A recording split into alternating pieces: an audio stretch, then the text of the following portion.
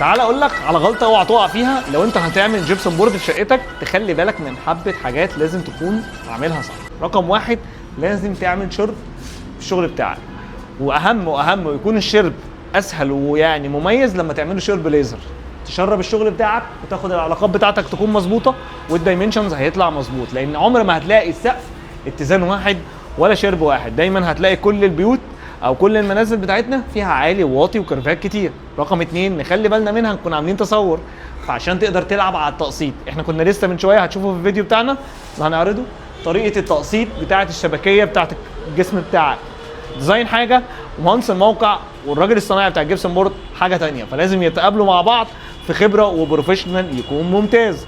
رقم ثلاثة وتخلي بالك منها، العلاقات ونهي العلاقات. يعني انا عندي هنا ديزاين، هيبقى عندي كاميرا كده، فهبتدي اشتغل وافصل واشوف الدنيا والعلاقات بتاعتي هتكون شغاله ازاي. لازم تخلي بالنا من الحته دي ونرتب الامور بتاعتنا تكون مظبوطه ازاي، مع بجانب ان انت تكون مشغل حاجتك على المظبوط.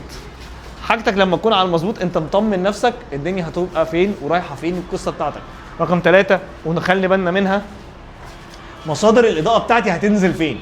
مش عاملين مصادر اناره وخلاص او في السكيبل وخلاص، حتى لو هنشتغل بطريقه اقتصاديه شويه لكن الشغل بتاعنا هيكون مظبوط. اهم حاجه بقى وانت بتعمل بورسلين، احنا عملنا الموزايك بقى الموزايك ده عملناه ستاند عشان احنا الدايمنشنز بتاعت البلاط بتاعتنا، فانا عرفت نقطه الشرب بتاعتي فين والمصدر بتاعي هيشتغلوا ازاي، عشان كده عرفت مستوى الجبسون بورد اقدر العب في ايه واقدر اعرفه بالصاج ازاي. دي حاجه مهمه جدا وتخلي بالك منها. مع التوامي ديزاينز ومحمد توامي، السلام عليكم.